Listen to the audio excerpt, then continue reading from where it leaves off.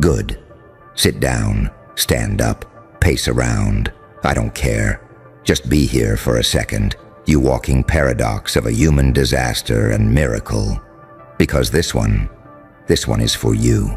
The one who tanked trauma that would have wiped out entire generations. And somehow, you're still here. You. Yeah, the one pretending you're fine. You know what's crazy? People look at you and see, oh, you're so strong. They have no idea what the hell they're staring at. They think strong means you get up and go to work. They think strong means you post a few quotes on your story. They think strong means you don't cry much. No, you are not strong. You are post-apocalyptic. You're the last building still standing after a city got nuked. You're the glitch in the system that refused to crash. You tanked things that would have deleted entire family trees, whole bloodlines, gone, poof. But you absorbed it. You swallowed it. You internalized the blast. So now the real question is, what the fuck are you now? Let I rewind for a second, because people see the output, your sarcasm, your dark humor, your I don't give a fuck energy. They don't see the input. They don't see the nights you stared at the ceiling, wondering if life was some kind of sick joke. They don't see the messages you typed and deleted because no one would get it anyway. They don't see the childhood you didn't get, the love you never received, the peace you were never given a chance to feel. They just see you being chill. But let's break it down. You got betrayed by people who said, family first. You got abandoned by people who said, I'm not like the others. You got humiliated, gaslit, manipulated, picked apart like you were a problem to be solved instead of a human who needed a hug. And every time, life handed you a little more weight. Here, hold this disappointment, hold this betrayal, hold this anxiety, hold this guilt that isn't even yours. Most people, they drop it, they break, they check out mentally, emotionally, spiritually. You added it to the pile on your back and kept walking. Let's be honest, you shouldn't be okay. By all logical calculations, you should be destroyed. Statistically, you should have become a tragedy. You should have been the we don't talk about them story. You should have been another cautionary tale. See, that's what happens when life hits too hard. But that's not what happened, is it? You snapped, but you didn't shatter. You cracked, but you didn't collapse. You broke, but you rebuilt yourself in the dark when nobody was watching. You tanked hit after hit after hit. Financial stress, emotional chaos, betrayal, burnout, trauma layered on trauma. Life tested you like it was trying to see where you finally fold, and it never got an answer. So yeah, you're still here. But don't get this twisted. You're not fine. You're something else. See, people keep trying to label you with cute little words. Resilient, strong, a survivor. Sounds nice. Looks good on a Pinterest board. But let me give it to you straight. You are a walking anomaly.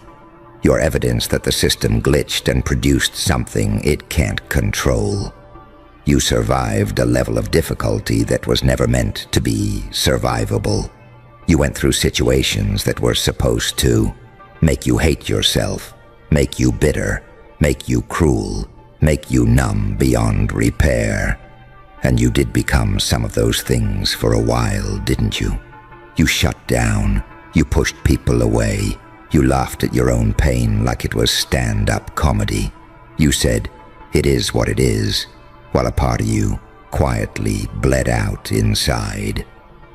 But then something else happened. You didn't just endure, you adapted. That's the terrifying part. You took trauma that would have ended bloodlines, and your mind said, oh, we're not dying? Okay then, let's evolve. Now you spot manipulation faster than most therapists, read energy in rooms before anyone speaks, notice lies in tone, changes feel when something is off without proof. People call it trust issues. I call it combat intelligence. You built defense systems without manuals in real time. You rewired yourself to survive unfair conditions you never signed up for. And yeah, those defenses sometimes mess with your connections, your relationships, your ability to be soft. But don't you dare forget, those same defenses saved your life. Now here's where it gets interesting. Life didn't just take things from you. It gave you something in exchange. No, not happiness. Life doesn't do refunds like that. It gave you X-ray vision for bullshit, a ridiculously high pain tolerance, a dark sense of humor that kept you from losing your mind, a work ethic born from, I refuse to end up like this forever. A hunger that other people simply do not have. Think about it. Someone who grew up loved, supported, guided, protected. They have their own struggles, sure. But you grew up on chaos, silence, and you're overreacting. You had to parent yourself, motivate yourself, protect yourself, heal yourself. You became your own emergency contact. Do you understand how unreal that is? People see you grind and say, wow, you're so disciplined. No, you are not just disciplined. You are haunted by every version of you that almost didn't make it. You are powered by the memory of nights you had nothing but your own thoughts. And they weren't kind. You don't wake up motivated. You wake up with a quiet, simmering rage. A rage that says, I am not going back. I don't care what I have to become. I am not going back. Your ambition? It's not cute. It's not aesthetic. It's survival instinct in a hoodie. Your I don't care anymore phase. That wasn't apathy. That was your soul saying, if I keep caring about everything, I'll die. So I'm only caring about what matters now. Let's talk about something people avoid. You didn't just carry pain. You carried generational pain. Patterns that ran in your family like a curse. Unhealed trauma, addiction, abandonment, cheating, screaming matches instead of conversations, silence instead of apologies. You looked at that mess and instead of saying, well, that's just how we are, you whispered, not with me. It ends here. Do you know how insane that is? You got handed a script written long before you were born, full of dysfunction and damage. And somewhere along the way you decided to start rewriting lines. That's not healing. That's rebellion. You're not just surviving trauma. You are challenging an entire storyline that swallowed people before you. But let me ask you something uncomfortable. You tanked all that trauma. Now what? Because surviving was phase 1. Phase 2 is dangerous. Now you're at that point where you're no longer in the worst of it, but everything still feels off. You're not drowning anymore, but you don't exactly feel free either. You've got trust issues, overthinking as a default setting, emotional fatigue, numbness. At random times, this weird sense of, I should be grateful, but I still feel broken. And the world? Oh, the world loves this version of you. Why? Because you don't complain. You work. You perform. You make jokes about your own pain so nobody has to feel awkward. You accept crumbs and call it, at least it's something. You don't cause trouble. You're efficient, productive, quiet, a perfectly traumatized citizen. So I'm going to say something people around you are too scared, too comfortable, or too oblivious to say. You are operating way below what you are truly capable of. Not because you're lazy, not because you're weak, but because your entire nervous system has been in survival mode for years. You trained yourself to avoid conflict, avoid disappointment, avoid being too much, avoid outshining the people who made you feel small. You learned how not to die. Nobody taught you how to really live. And that's where this version of you gets interesting. Because if you ever decide to take all that pain, all that wisdom, all that insanity you survived, and actually aim it, not at self-destruction, not at revenge, not at proving people wrong, but at building something, a life, a body, a career, a mindset, a standard, a code. If you ever really decide you're done just surviving, yeah, the whole map changes.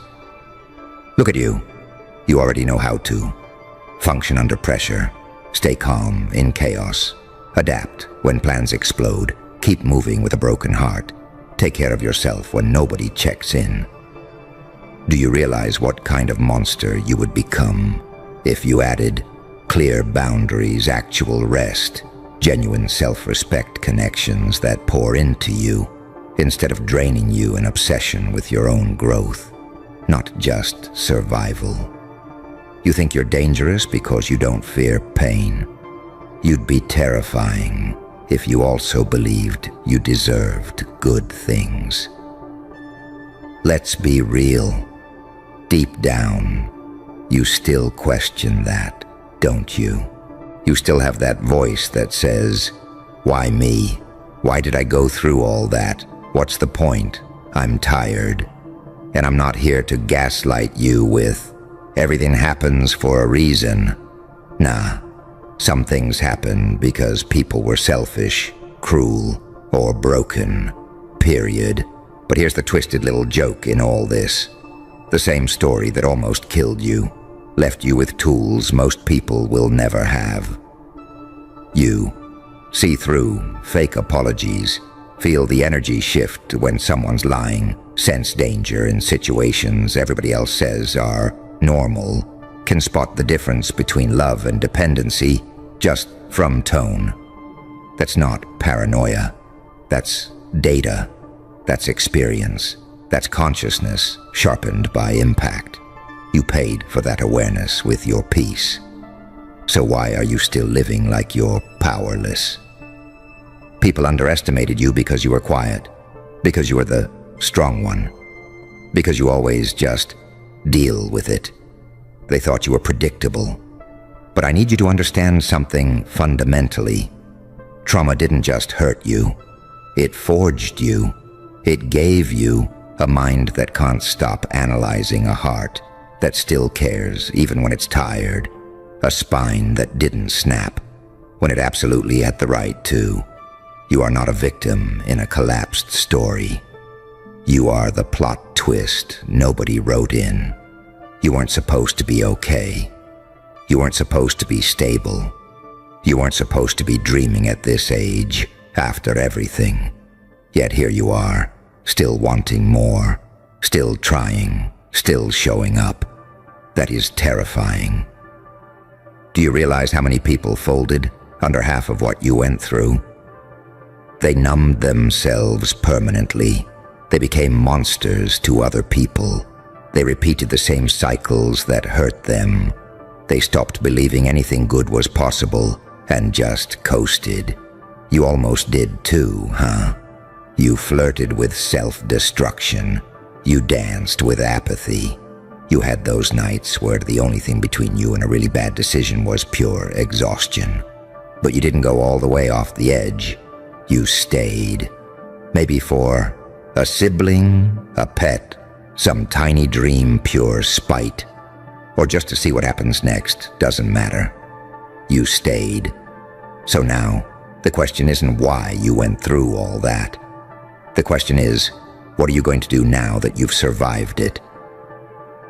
Because here's the truth nobody wants to say out loud. At this point, you're not just a human. You're a weapon. A weapon life tried to use on itself and failed. So now it's just lying in your hands, humming with potential. You can. turn that pain inward and keep tearing yourself apart. Spray it on everyone around you and become the villain in their story, or sharpen it, focus it, and choose where it cuts and where it protects.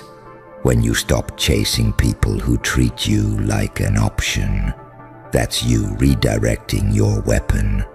When you stop justifying other people's bad behavior because they're hurting too, that's you taking the blade back.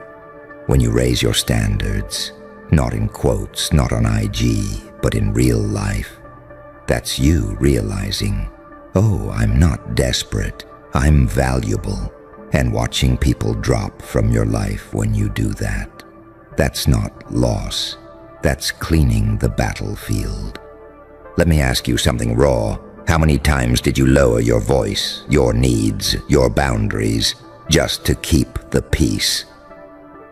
How many times did you stay in rooms that made your soul rot, just because you thought you had no other options? How many times did you tell yourself, it's not that bad, others have it worse, as if that magically made your pain invalid? You gaslit yourself because others trained you to believe your pain was too much. Enough of that. You tanked trauma that would have wiped out generations. You really think you went through all that just to sit quietly in environments that insult your existence? Come on. You know what's really wild? You kept your heart. Bent. Yes. Bruised. Absolutely.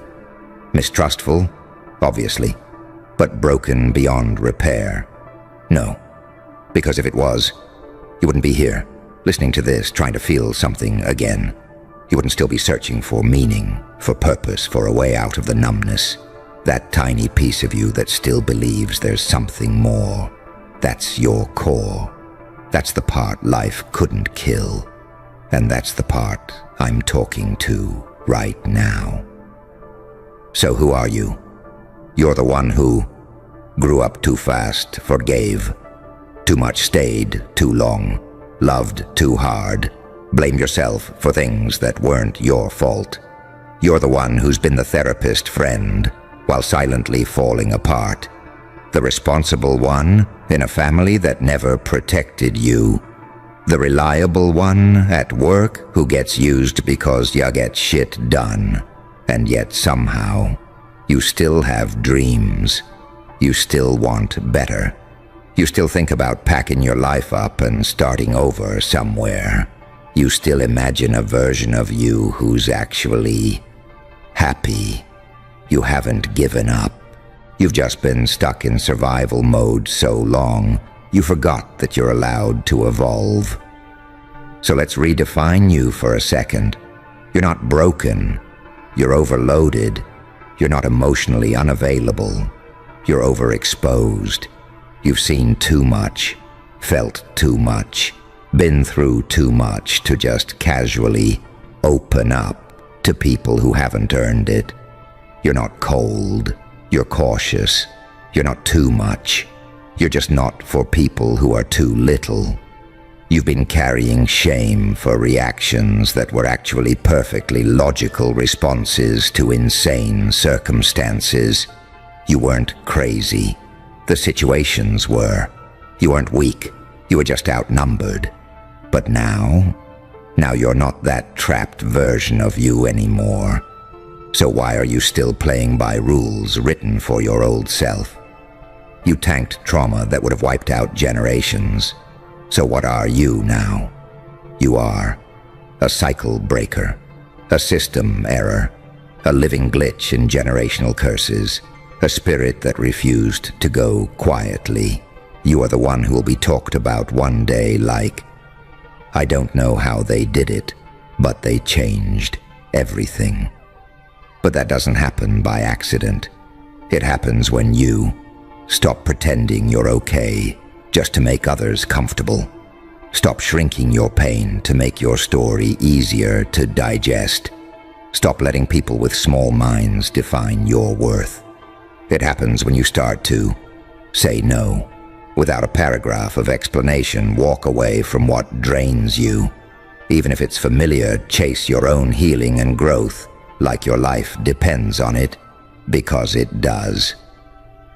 You've already proven you can survive hell. That test is over. Now life is quietly asking you a different question. Can you survive peace? Can you handle people who don't scream at you love, that doesn't make you anxious work, that doesn't destroy your soul routines, that don't include chaos to feel normal?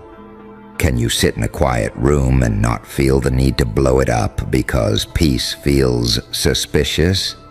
That's your next evolution, not just tanking pain, but allowing joy without waiting for the punchline. And yeah, that'll feel weird at first. Your system is addicted to adrenaline, drama, and disappointment.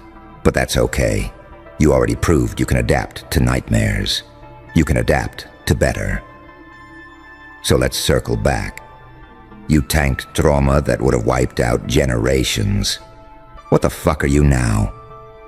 You are the evidence that the story doesn't have to end the same way it began, the bridge between what was and what could be, the last echo of old pain and the first note of something entirely new.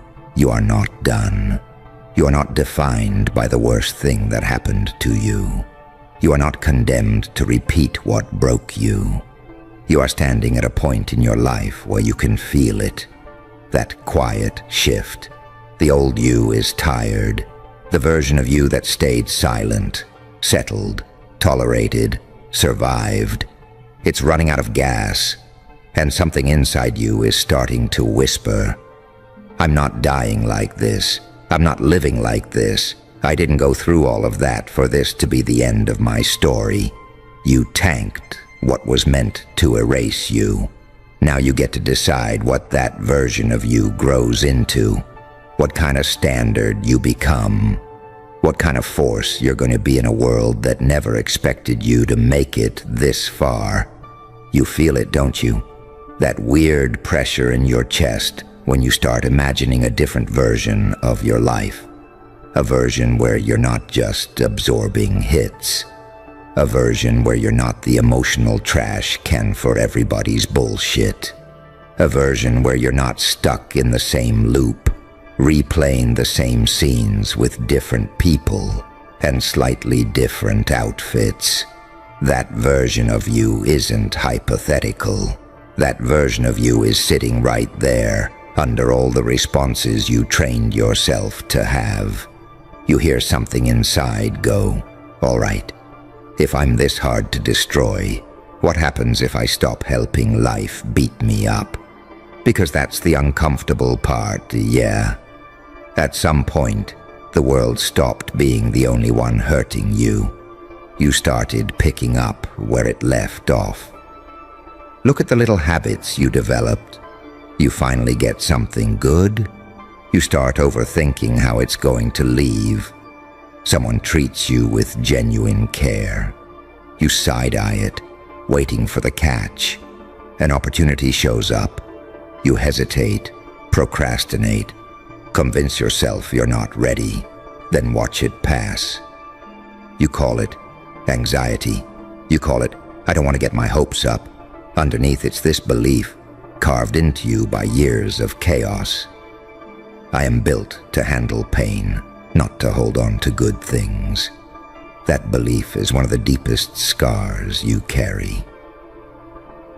You became a pro at surviving horrible situations. You never learned how to sit in a healthy one without sabotaging it. Think about relationships. You stayed way longer than you should have with people who disrespected you, ignored your needs, treated you like a backup plan. Freeze right there. Feel that sudden temperature drop. That's the moment right before the room realizes something irreversible just happened. That quiet click in the air. That's comprehension arriving late, shaking, already afraid. You did it too clean, not loud, not messy, not theatrical enough for them to prepare excuses. You moved with ice in your veins and fire in your spine, and now they're choking on a new phrase they don't fully understand yet. brutal genius, because that's the part that terrifies them, not the brutality. They understand brutality. They live off it. What they can't process is the cleanliness. You didn't rage. You didn't flinch. You didn't over-explain or celebrate or beg to be understood. You executed something so precise it left no fingerprints, only consequences. And now their eyes have changed. You've seen it, that microscopic shift, the smile that doesn't reach anymore, the pause before they answer you, the way conversations suddenly reroute when you enter the room. That's recognition, not admiration, recognition. They finally realized you're not driven by impulse. You're driven by clarity. And clarity in a chaotic world looks like psychopathy to people who survive on noise. Here's the paradox they can't solve. You're calm because you've already survived hell. You're gentle because you're capable of violence. You're controlled because you once weren't. And you paid for it in blood, sleep, sanity, and silence.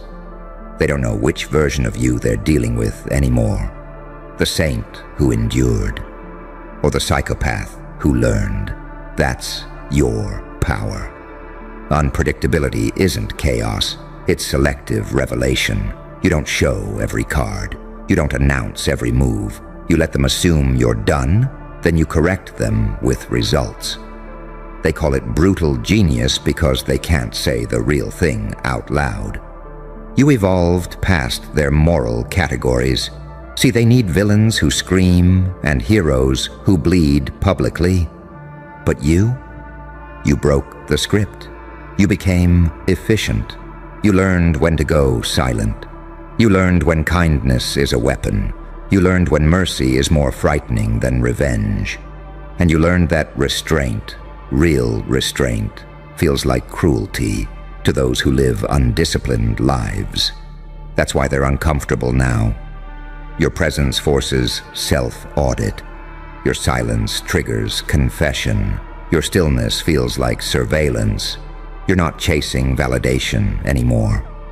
You're not seeking approval or applause or understanding. You're moving like someone who already knows the outcome. And people can sense that. They sense you've made peace with your shadow, that you don't deny the dark. You trained it. That your smile isn't naive, it's informed. That your patience isn't weakness, it's timing. They don't know whether to trust you or fear you, so they do both. That's when they start whispering words like brutal and cold and dangerous, not because you harmed anyone unnecessarily, but because you didn't harm yourself anymore to keep them comfortable. You stopped bleeding for free.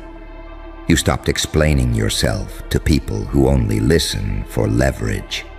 You stopped shrinking your intelligence to preserve fragile egos. You stopped pretending confusion when you saw everything clearly. And that's when the shift happened. You became the one they study after the fact, the move they replay at night, the decision they can't undo. They thought genius had to look frantic. They thought power had to announce itself.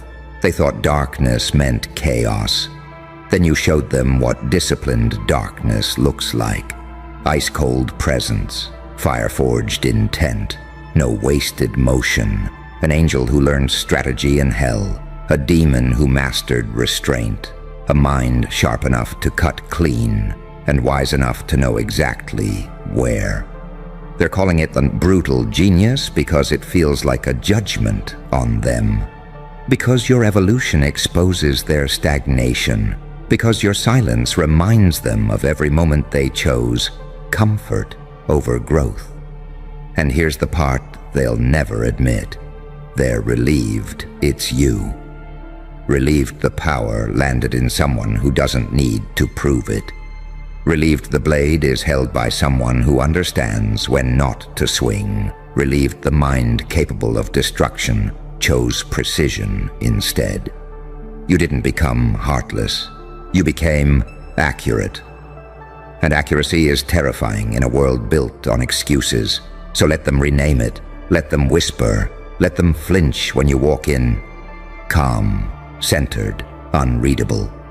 You know what you are.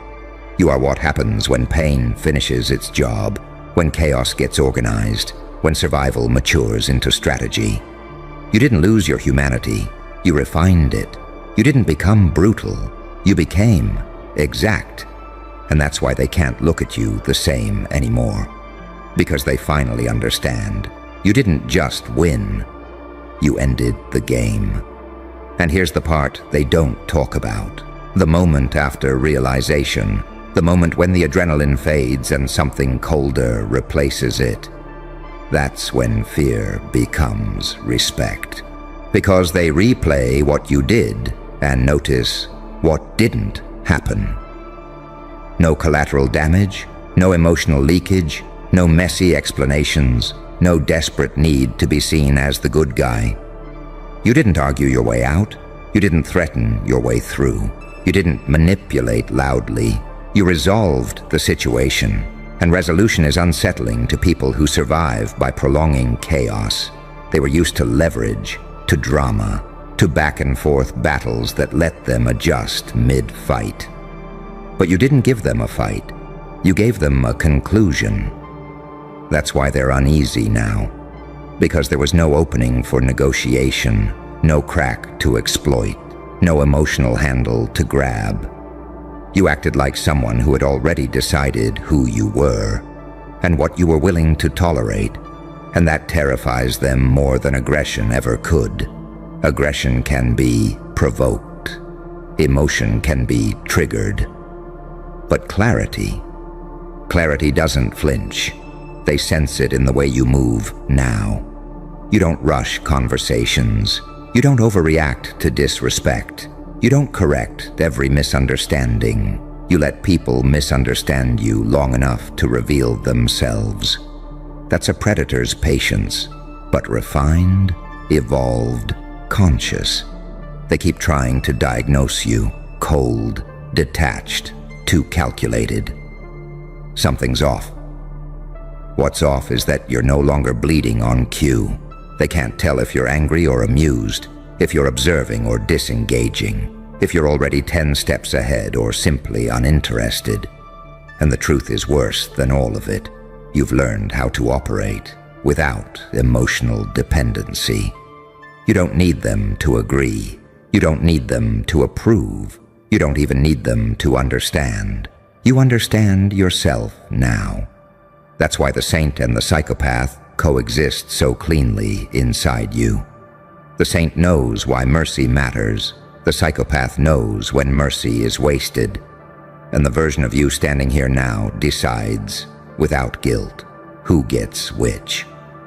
They weren't ready for that balance. They expected trauma to break you into fragments. Instead, it sharpened you into a single point. They expected suffering to make you loud. Instead, it taught you restraint. They expected power to intoxicate you. Instead, it sobered you. So when they say brutal genius, what they're really saying is, we can't control the narrative anymore. Because you don't need to dominate the room to own it. You don't need to raise your voice to lower theirs. You don't need to prove danger when people can feel it in your composure. You've become the kind of presence that rearranges behavior without instructions. People think twice around you now. They choose words carefully. They over-explain things you never asked about. That's not coincidence. That's subconscious submission to certainty.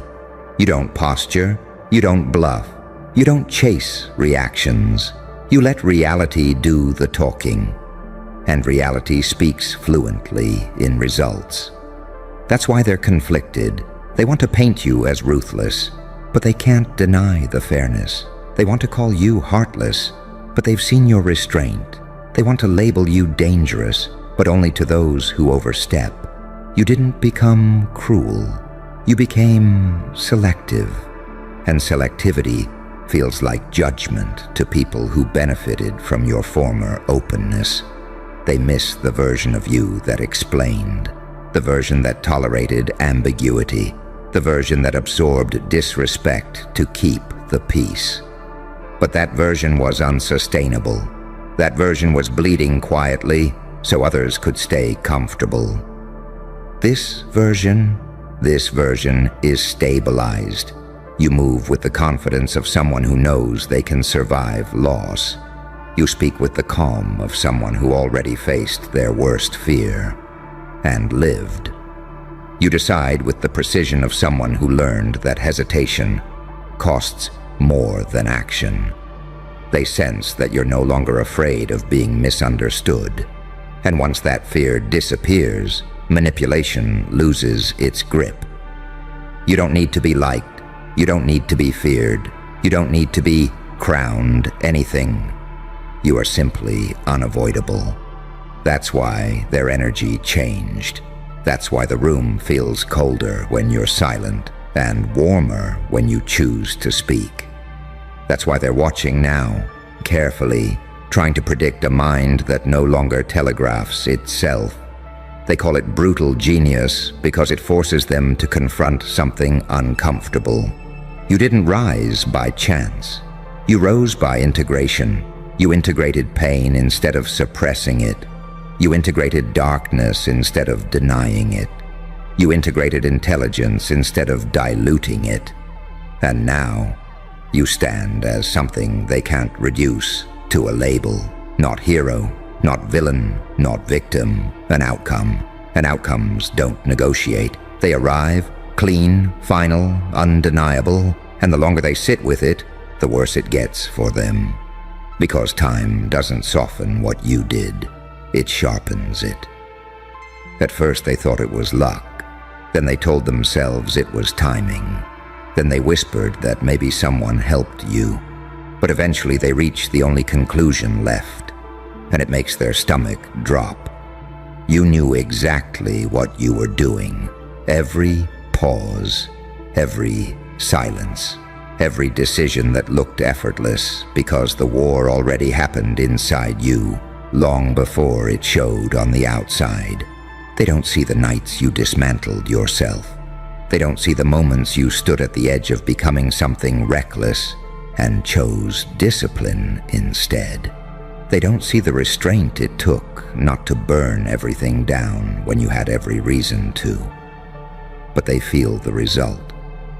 They feel it in how you no longer react on instinct, how you let people talk themselves into corners, how you give just enough rope and never pull, because you don't need to. You learn something most people never do. Power doesn't rush. Power waits, and waiting used to hurt you. Waiting used to feel like weakness. Waiting used to feel like letting people get away with things, until you realized waiting is how patterns reveal themselves. Now you don't confront immediately. You observe. You don't accuse. You confirm. You don't explode. You close doors. That's the part they call brutal, because brutality, to them, is finality without spectacle. No yelling, no drama, no chaos to hide behind, just consequences delivered with surgical calm. They expected anger. They prepared defenses for rage. They rehearsed arguments for confrontation. What they weren't prepared for was your indifference. Indifference is unbearable to people who feed on reaction. You didn't argue their version of reality. You didn't try to change their minds. You simply stepped out of reach and took control of the board. That's when they started watching you differently. They noticed you don't overcommit anymore. You don't promise what you don't need to. You don't attach your identity to outcomes you can't control. You move like someone who already made peace with loss, and therefore can't be threatened with it. That's a dangerous kind of freedom, because fear is the leash most people never see. Fear of being abandoned, fear of being misunderstood, fear of being alone. You broke that leash quietly, and now they don't know how to pull you back. They sense that you're not trying to dominate them. You're beyond them. They sense that you're not seeking revenge. You're seeking alignment. They sense that you're not reacting, you're choosing. Choice is terrifying when it's backed by capability. You have the intelligence to dismantle situations, the discipline to wait, the emotional control to act without attachment. That combination doesn't create chaos. It creates inevitability.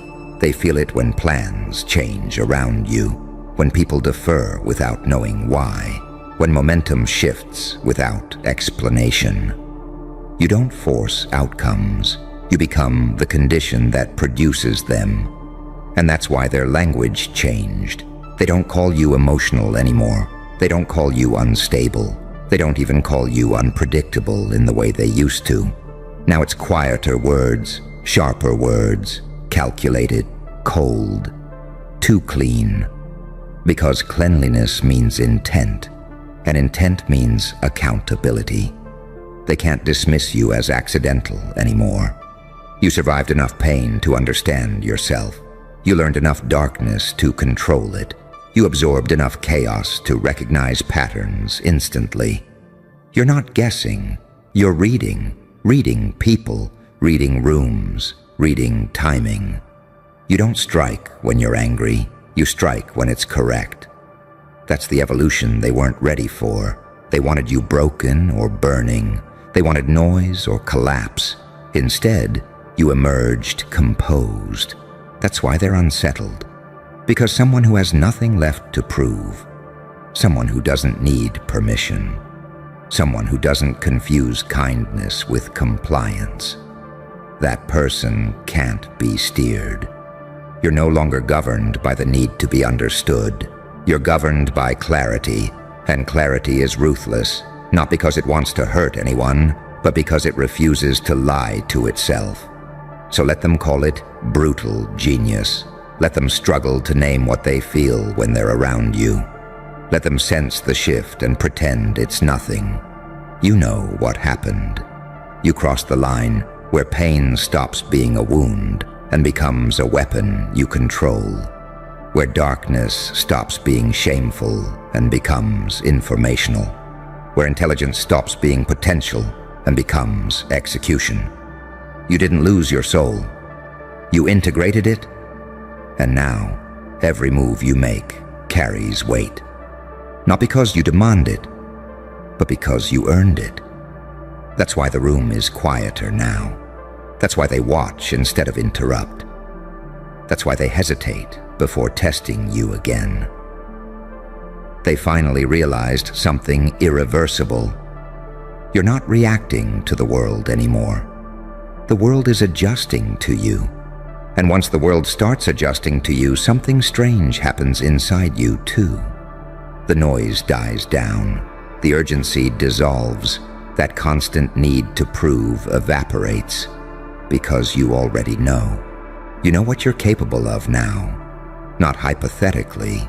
Not someday. Not if conditions are perfect. You've seen yourself under pressure. You've watched yourself choose restraint when destruction was easier.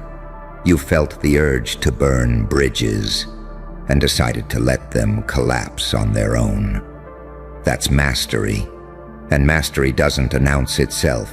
It radiates. People feel it before they understand it. That's why conversations stall around you. That's why energy shifts when you go quiet. That's why people suddenly become polite, cautious, careful with their words. They don't know what you'll do. They only know you can. And capability without desperation is deeply unsettling. You used to telegraph pain. You used to leak intention. You used to explain your boundaries like they were requests. Not anymore. Now your boundaries are silent and immovable. You don't threaten consequences. You embody them. And the most disturbing part for them. You didn't harden into bitterness. You didn't lose empathy. You didn't become reckless. You became precise. You still see nuance. You still understand motives. You still recognize pain in others. You just no longer let it excuse behavior. That's the line they can't cross with you anymore. Because you're not confused about who deserves access. You're not torn between compassion and self-respect. You learned the difference the hard way. You learned that being understanding doesn't mean being available. You learned that forgiveness doesn't require proximity. You learned that peace sometimes means walking away without closure. They feel that in you now. They feel that you're not chasing resolution. You already have it. They feel that you're not looking back. You've already integrated the lesson. They feel that you're not afraid to lose them. And that realization hits harder than any threat ever could. You see, most people maintain control by positioning themselves as necessary. They stay relevant by keeping you emotionally invested, uncertain, dependent. But you severed that quietly. You stopped feeding dynamics that drained you. You stopped participating in cycles that required your pain to continue. You stopped volunteering your energy where it wasn't respected. And the silence that followed was deafening. Because silence exposes who needed you more than you needed them. Now when they look at you, they don't see chaos. They see containment. They don't see rage. They see choice. They don't see unpredictability. They see range. You could be kind. You could be distant. You could be surgical. And they don't know which version they're getting, because it depends entirely on how they show up. That's not instability. That's discernment. You didn't become dangerous because you lost control.